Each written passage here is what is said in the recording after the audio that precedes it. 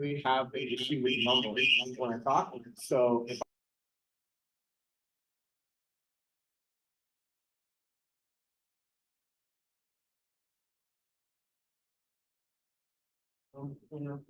uh, so yeah, this topic that we're going to get into, broadening our environmental perspective.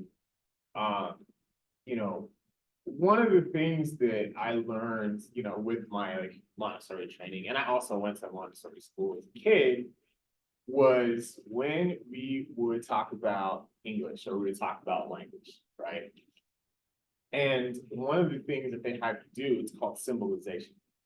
And it's a way for you to help understand the different parts of speech, verbs, your nouns, adjectives, adverbs, right? And each part of speech had a symbol, right? So a noun was a big black triangle, right? Article was a smaller light blue triangle. And the point was like everything in the noun family was a triangle, everything in the verb family was a circle, right? It was to help you kind of understand the purpose of the part of speech, right? And in some ways, for me at least, it was really helpful in learning how to like put sentences together. But it also helped me think about just like words in general and like how words are, without meaning, without us kind of putting meaning behind them, they're dead, right? They're kind of inert, right? But we're the ones that bring them to life. And when we, I also rock climb. And I don't know if any of you like have done this on a regular basis, but it is the like jingoiest sport, right? Like I'll be like, yeah, I'm gonna Gaston onto this crimp, and then I'm gonna grab this jug, and then I'm gonna flag my leg and then kill. And you're like, what are you talking about? That like what are you talking about? And I think a lot of times when we get into our fields of study, or we're having these larger conversations, we use these words, right? We use environmentalism, we use justice, we use anti-racism, right? We use all these words and they're really important, right? What do they actually mean? And like, how are we defining them in ways that, number one, like everyone can understand, and two, it makes it really personal to our own experience, right? How we can relate to things. So for me, thinking about how we use words and thinking about how we like approach these like sayings that we use and really putting some thought and attention behind them goes a long way in setting a foundation for us to really understand each other a little bit better. So a little bit about my why. That's my daughter. Her name is Forrest. She is 2.5. She is the main character, and I love it for her. She's definitely my why, right? Like this is what brings me to the work, is the future, right? There's one of my favorite quotes, I don't remember where it came from, but someone said, you should be trying to impress your children more than your ancestors, right? We get guidance, we get knowledge, we learn from our ancestors, right? We learn from the things that we don't always do that, but we should learn from our past, right? But the reason that we learn from our past is so that we can affect our future, right? Like, how many times, I don't know, this happens to me all the time, where like, I'll set something up in advance in my life. So I'm like, okay, I know that I'm gonna forget. So I'm gonna do this thing now so that in a week and a half, like, I won't forget it or something like that. And then I'll completely forget. But then a week and a half later, I'll look and I'll be like, shout out to past Khavin. Shout out to past Khavin. Because if it weren't for that, like I would have been completely, and I kind of had this image of like my past and me like. So I think it's really important for us to think about how the things that we say and the things that we do, yes, how they're affecting the present, but also how they're affecting the future, right? So yeah, also I just wanted to show you a picture. Growing up, I wanted to be this guy. Who knows who this is? Hands? Nobody? A couple people? Yes? Okay. man, I might be dating myself a little bit here. But for those of you who don't know, this is Captain Planet. And Captain Planet was a like early 90s cartoon. Um, and there were 5 Planeteers, and each one had an element. It was earth, wind, fire, water, and heart. And they had these magic rings, and when they would put their magic rings together, Captain Planet would come and he would, fight the people that were trying to ruin the environment, basically. So I don't know how much of this was like environmentalist propaganda from the 90s, but it worked on me because this is who I kind of wanted to be. And this is who I imagined myself being, somebody who was like fighting for the environment and, being out there and, fighting a good fight and telling people, what they should and shouldn't be doing, right? But honestly, the truth is, I'm that guy. This is the heart character. His name is Matif. And, everybody else kind of has like an actual natural element, but his was heart. And heart was supposed to be like, he could like communicate with animals. And like, it was all about the like love and all about like the humanity that brings us together. And he gets teased a lot because everyone's like really heart, like, is that a superpower? But in looking in this photo, I kind of went down a small rabbit hole of like Matif fandom, and there are like all these things are like he was actually the most powerful Planeteer, and I'm like, yeah, though it makes sense, right? Like without putting justice behind it, without putting truth behind it, without putting like our own shared experiences behind this movement that we call environmentalism, it's pointless, right? It is inert, right? That's what brings it to life. That's what makes us want to continue and do the things that we're going to do. So yeah, it was kind of funny looking that up. So we're going to do something really quick as a kind of a warm up and kind of bring us into the space. So what I'm going to do is I'm going to ask everyone to kind of take a deep breath, relax your body a little bit, and then close your eyes if you feel like you want to do so. But just whatever helps you kind of focus and concentrate. For me, a lot of times closing my eyes helps do that. So you're welcome to do that now if you want. I'm just going to say some words. And I want you to really think about the reaction that your body has when you hear these words. Okay? So whatever it is, it could be whatever feelings come up for you, just kind of notice. If nothing comes, fine, but if it does, yeah, go ahead and kind of try to notice those feelings. So I'm going to say some words, phrases. Black Lives Matter.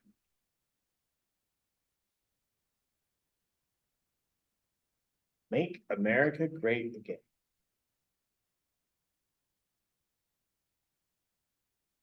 White supremacy.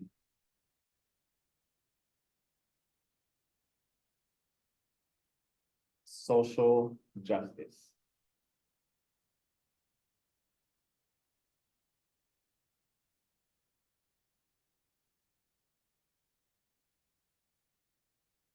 Right.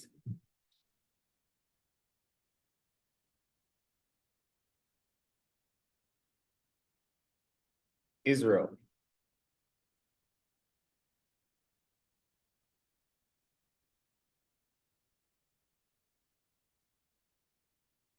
Home.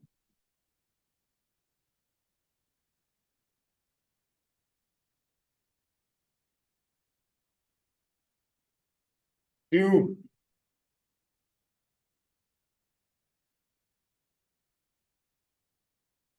Joy.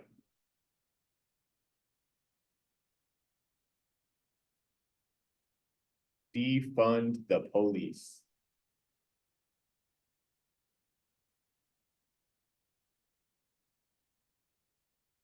Environmental justice.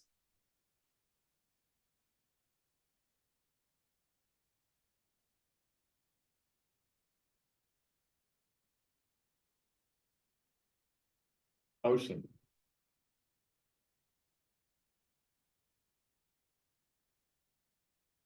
forest.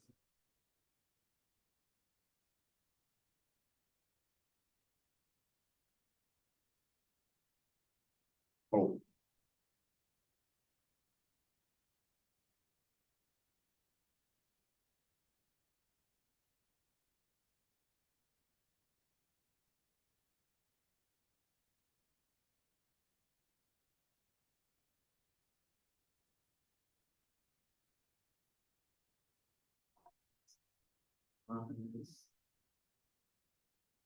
Was there a word or words that caused you to feel any feelings? Or caused you to tense up a little bit, or make you smile, or make you angry? Be interested to hear. Anyone wants to share? Yeah. So you said making your angry great again. I always just like, I can't give, I kind of give like a more of a humorous because there's so much with that and it's just like, yeah. Very different. I have a lot of, with all those words like Black Lives Matter, instead of thinking of that, it was like a side because I know all the negative connotations and how what people think about that, and that's what like instantly put in my mind about like how much people need that. So Yeah, that makes a lot of sense. Oh, I wanted to add on to the same thing that Make America Great Again. Like it reminded me of the Trump elections when I was in like elementary and the teachers would tell me that my parents would be deported. It was like this big thing. Yeah, I remember that like they would like cry in class during the election. It was kind of funny, but yeah. Anyone else? Did you watch it? Yeah, I know personally, whenever I hear Make America Great Again, my entire, I can feel like, I call it lizard brain, like when I just can't, you get so angry, you can't like focus, right? I think sometimes I hear stuff like that, and just be viscerally angry, and I have to let that like wash over before I can have any other conversation. Yeah. All right, well, thank you for going on that journey with me. So let's look into this, the definition of nomenclature, right? You know, it's the devising or choosing of names for things, especially in a science or other discipline.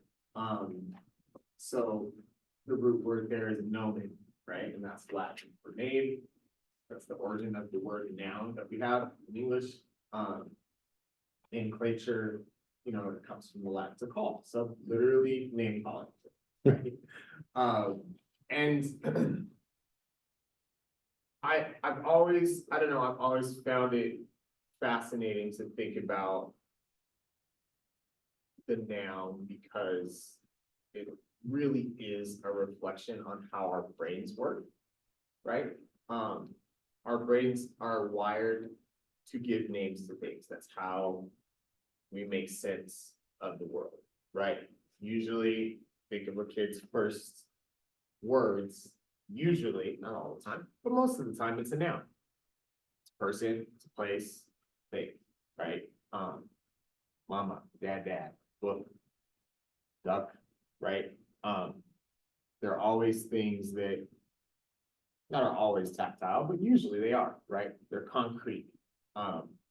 And again, our prefrontal cortex is meant to do that, right? And this process is called categorization. And it's the tool that we use to organize everything that we encounter in our daily lives, right? We group information into categories because it simplifies like our world, right? We have, it doesn't seem like it because it's our experience, but on a second to second, minute to minute basis, we are constantly taking in data, right? From the second you wake up in the morning, I'm thirsty, I need to use the bathroom, I'm hungry, I need to get dressed, I need to take a shower, right? We're taking in, receiving all of these things. And as we start to have conversations with other people, right? That becomes even more complex because then you're trying to interpret what they mean by their words, right? And then when you are, maybe you're doing something fun, right? You're making sense of that. So with all of this stuff, it's kind of, and then of course I'm saying we because I'm 100% this person, but we're all like this, right? So not only do we have the world, right? But we also have this world, right? We're talking to people, we're connecting, we're sharing memes, right? We're looking at funny videos. I spend most of my time like toggling between like basketball and soccer highlights, right? My friends and I are just like talking about a bunch of stuff that honestly ultimately doesn't matter, but it's like those are still interactions, fun ones, not fun ones, everything in between. So we are being bombarded. And if our brains didn't have the ability to quickly receive and categorize, we'd be relearning everything all the time, right? And that would probably keep us from doing most things, right? So in a lot of ways, like shout out to categorization because it does help us really make sense of the world that we live in. And I feel like, the older you get, the more experiences you have, the more you're interacting with your community and the world at large, the more categories we start to build, right? So in essence, that's not a bad thing, right? And because we live in this crazy complex world where everyone is trying to understand each other or not trying to understand each other, right? And everything in between, right? Our life happens in the mush and in the gray, right? It's really important for us to really go back and look at some of these connections that we've made. Because the problem is, if we don't do that, that's how bias creeps into our lives, right? That's how stereotypes creep into our lives. And when we start to think those things and accept them and try to lock them in, number one, the harder it is to unlock them, especially the older you get, right? They get more and more entrenched in your understanding of people or of the world, right? But once you do that, it's harder to accept new things, and then you're going to start to treat people certain ways based on those understandings, right? I think that this person or this entire group of people only does this, so I'm going to treat them this way, right? Which, again, we know for a fact that that's not true. You cannot categorize an entire group of people as one thing, right? In my personal experience around being Black, right? I used to skateboard. I don't skateboard anymore because the way my knees are set up just doesn't work.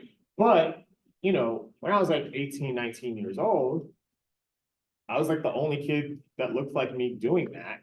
And so it just like, people were just like, whoa, they didn't know what to do with it. Nowadays, literally nobody would care, right?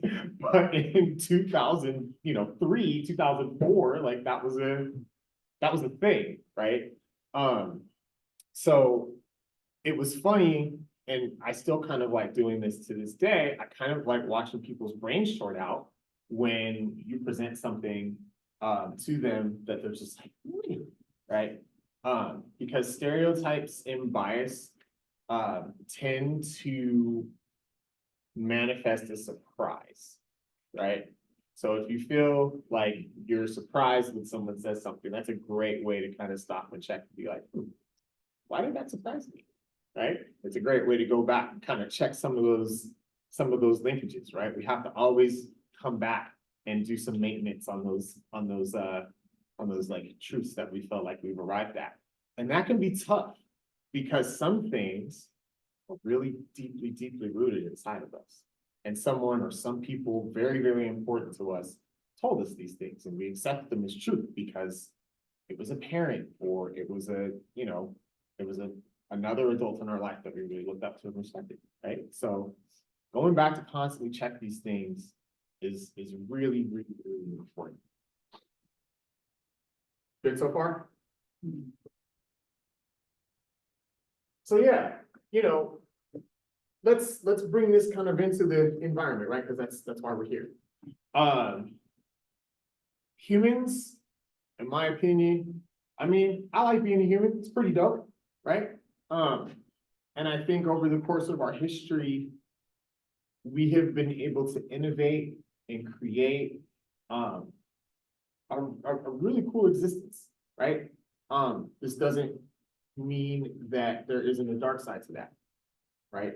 And I think there are a lot of dark sides. That one is that someone somewhere got the idea that because your skin color is that color and my skin color is this color, I'm better than you, and that just messed a lot of stuff up for a lot of people. Or hey, I'm gonna go to where you live and I'm gonna say this is mine, even though you're already here, right? That messed a lot of things up. Now I'm simplifying a lot right now, but I'm also trying to encapsulate the human existence, right? So we are very creative and innovative. And sometimes because of that, our hubris really does knock us out of balance, right? It knocks us out of the equilibrium that we should be seeking with our built environment, right? And a lot of the work that I want to do in having these conversations is really thinking about how to bring us as close back to that, homeostasis, right, as possible, right? Because I think the more that we're doing that, the more we're going to, our actions are going to follow, right? We have to broaden our perspective of nature. We have to broaden our perspective of the environment, right? Because, for example, usually if somebody says nature, what are some of the things, just shout out to me, what are some of the things that come up? What do you think of when you think of the word nature? Louder? Trees. Trees, yep. Ocean. Ocean. I guess that's it, right? Excuse me. Some variants of those two things, land and water, fair. But again, this brings me to my third point. It's really important for us to incorporate our built environments into that definition. We have to, right? Us building a building is no different than a beaver building a dam, right? I mean, we build dams, they're huge, right? And after time, they erode and we have to rebuild them, right? Like we do a lot of things. I mean, there's an entire, speaking of words, right? Biomimicry is an entire study of doing things based on how they're done in nature or in wild spaces, right? And I appreciate that. And I think what ends up happening is that it becomes more centered on our existence and less centered on the existence of the world as a whole, right? When we start to kind of divorce ourselves from the idea of being a part of nature, then we start to put ourselves at the top of the pyramid. And when we put ourselves on the top of the pyramid, then nature is something that we extract from. It's something that we gain resources from, but it's not something to live in equilibrium with, right? So the more that we can be more expansive, the more inclusive we're going to end up being. And that's really the whole point, right? So yeah, I wrote it really nicely right here. That sentence right there, that's the one. Yeah. Any questions, thoughts, anyone wants to share before I move on?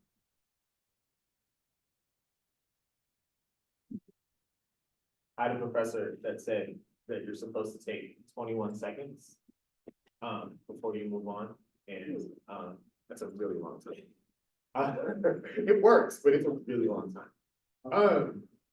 So for this next one, you're gonna have to get into groups. So if you were sitting by yourself, you might want to find a place to go.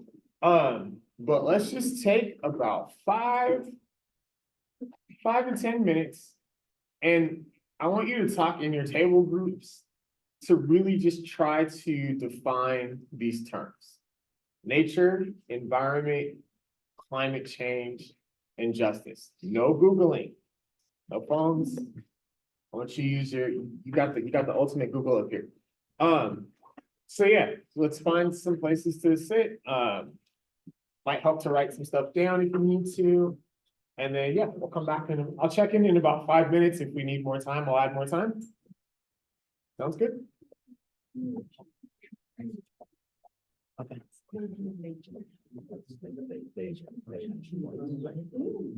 You can know that they all. Okay, perfect. Yeah. Thank you.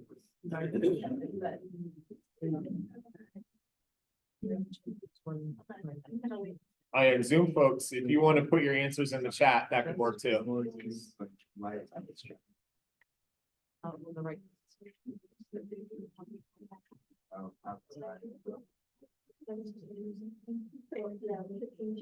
International leader, like, it's a big thing, like, it's a giving up to build things, even that, like, photos of these.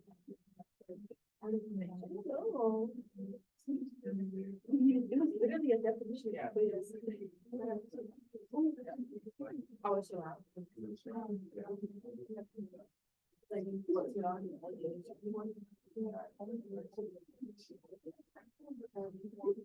Yeah.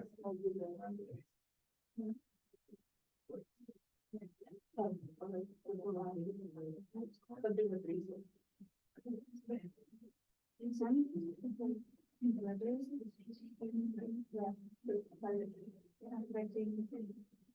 Study from Washington to the stage and then yeah, James, right? This is gonna be a lot of fire. Yeah,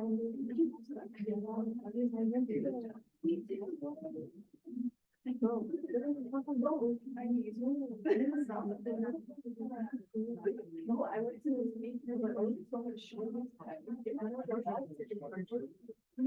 I'm here.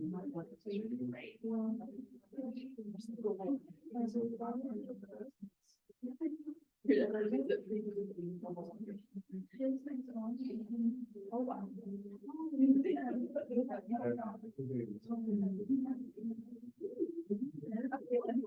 Although.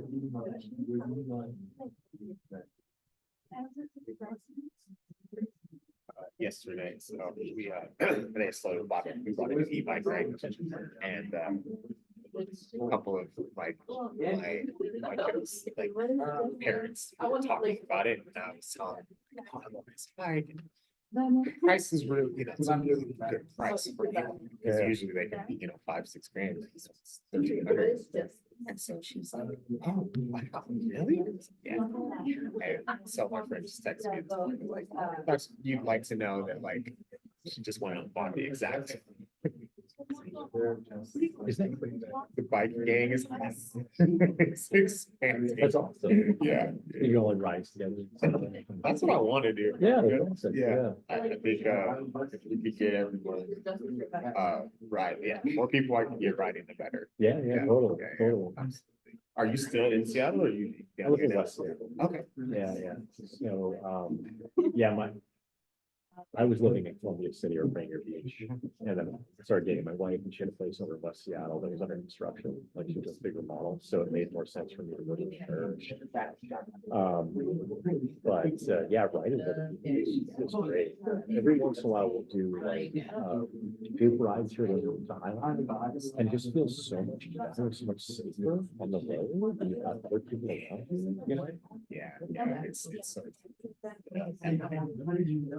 I like one of our bikes is like kind of the carbon style. Yeah. So like the seat goes on the back, you get the saddlebag, it's good size. This one is much smaller. And I took it up to Seattle, Oh, wow. and I was like, I told my wife, I was like, I know you said you wanted this to be your bike, but I'm definitely using this as a community bike. Like, I was like that. I was like, I love it. I love it. It's a tank. Yeah, I'm trying to like get it onto the train. Oh, yeah. All of that. I was like, this was so easy. I was just like picking it up and moving it around. So My wife has an e-bike, and I love following it, but yeah, like having to transport it any place or it took her a while. Yeah. She's one of those people who will like run her car down to empty. yeah, You know what I mean? So she ran her bike empty, and a bunch of hills in Seattle. So she called them. She's like, "They come get me." It's not. The amount of times I've had to get off, before I had an e-bike, the amount of times I've had to get off the bike and like walk in. Yeah. Because I was like, nah, I ain't got it, man. I don't have it.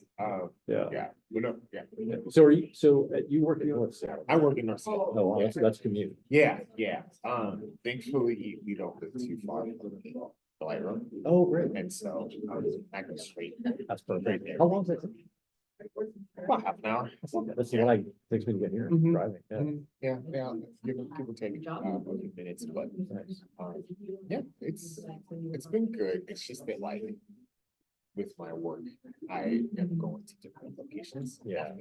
10, 2 of them are north, and one of them is downtown. It helps, it's a lot easier to get like a bike there. It's hard. You teach early childhood there? I do parent ed and early childhood Oh, wow. education, so I'm like. parent ed is kind of like my main, like that's like that was take a track for, Yeah. and then ECE is adjunct, so I like teach a class Oh, wow. here and there. So I've been teaching in ECE department for like 3 years now. Okay. But then I came on full time at parent ed last night. And North as well? Okay, yeah. So I was supposed to teach a class at They're not. Oh. yeah, soon. Like, Oh, cool. yeah, basically the same class. I'm teaching. Yeah. It's just like, how it's all- Right. How long have you been here? 20 years.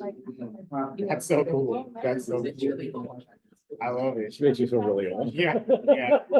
Yeah, when you can say that you've done anything for 20 years, you're just like, Yeah. that's Yeah. It's a good place, though. I like that one. yeah, I mean, I think so. 20 years, right? Yeah. Yeah.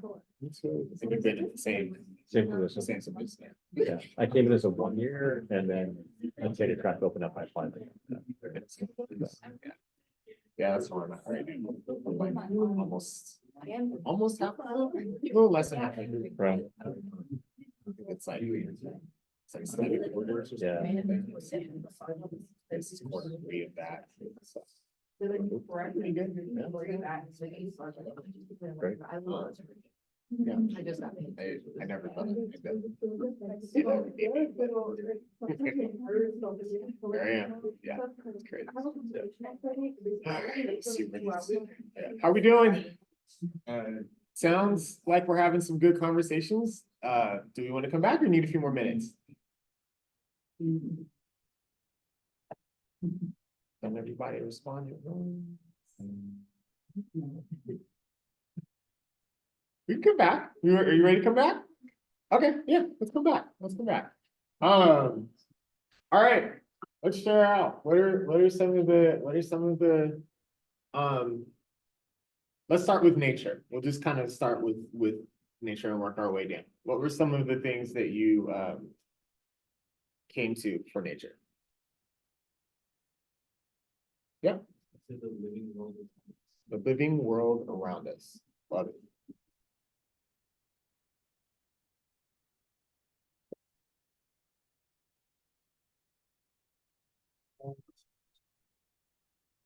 Maybe we'll just go around and if everyone can just share one.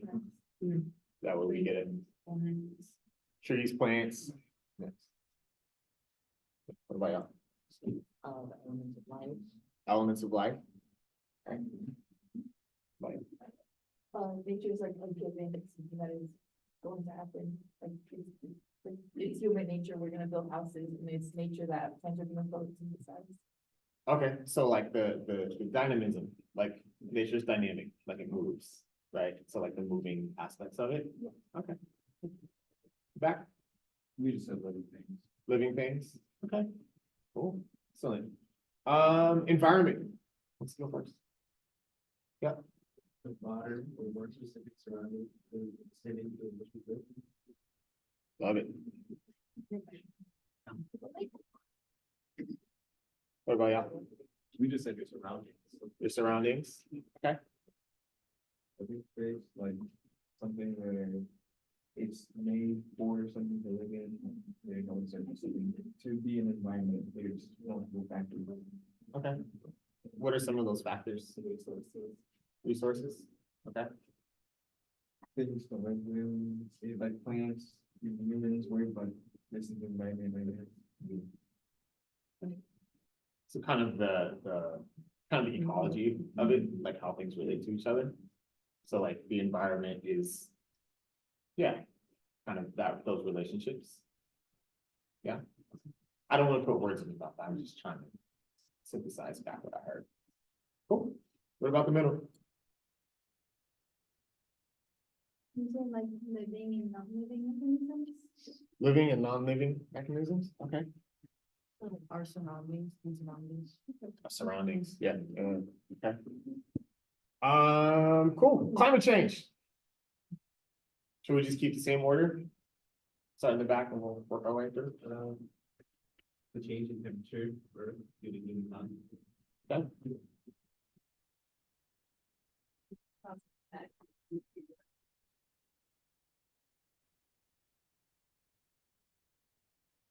Middle. We said how, climate change, can lead to wildfires, and then talked about how, the glaciers melting and how that affects them. Nice. So like the effects of it, yeah. Okay. Right. Whether Weather in general. Yeah. Notable changes. Noticeable changes. Like the, climate change due to humans. Climate change due to humans. Yep. Yep. Yep.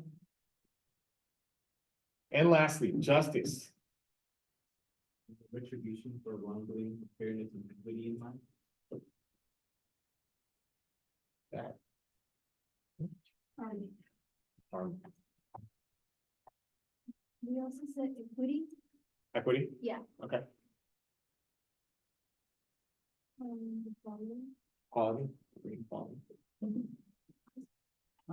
Making sure like things happen, the right things happen, Making sure that things happen. like the right things happen. Making sure that the right things happen.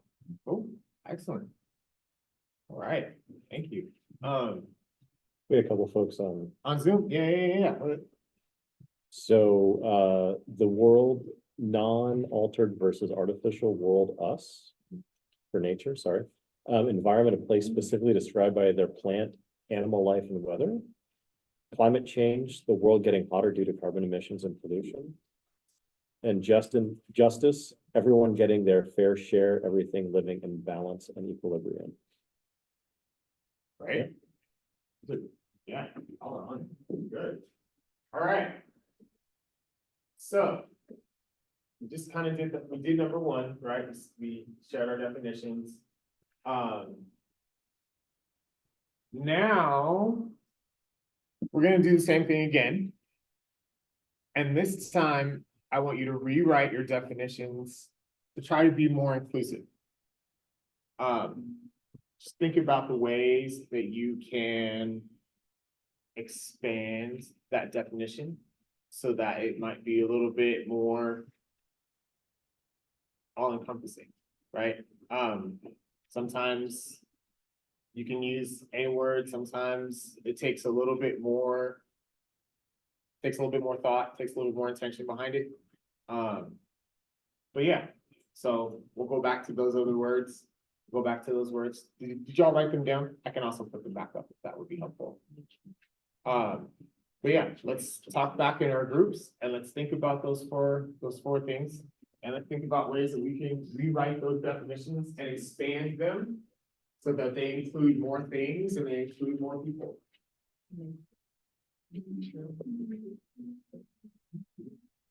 Yeah.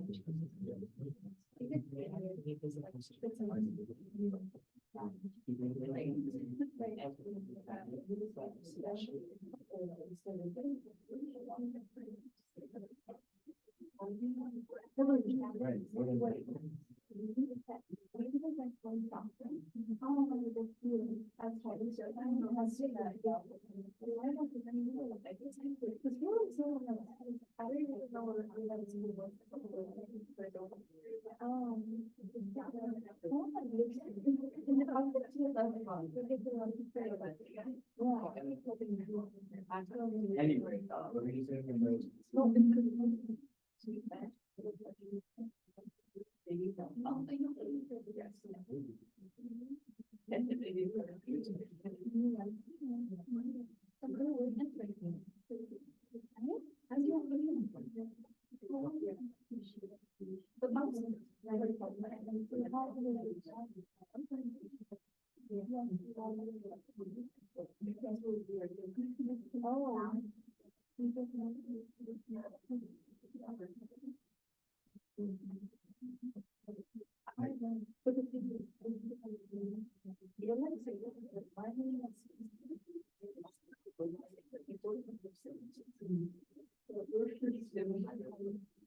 I wish I was at those stores, usually do that.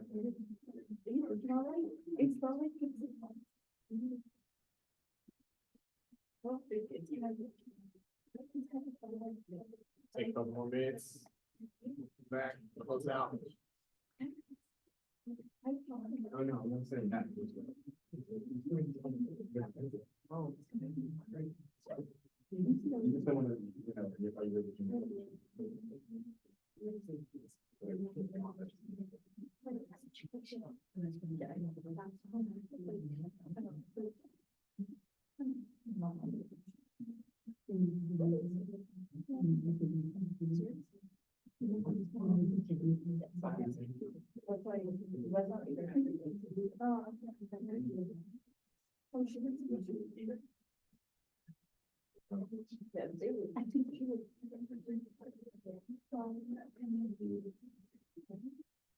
All right, we can come on back.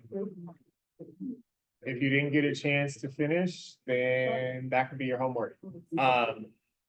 Or just something to reflect on and think about as you go out into the world.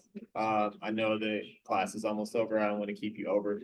But in the last minute or so that we have, are there any questions or thoughts, comments before we say goodbye?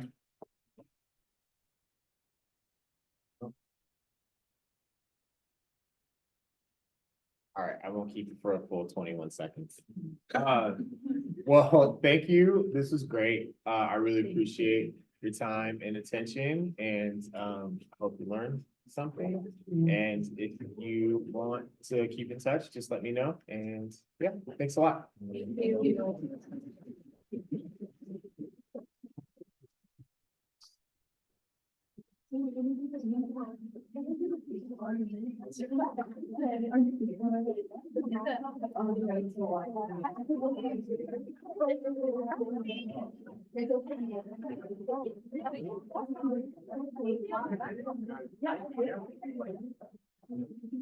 I do it on like, I don't wanna like. They said thanks too. Thank you. Yeah, like, pretty,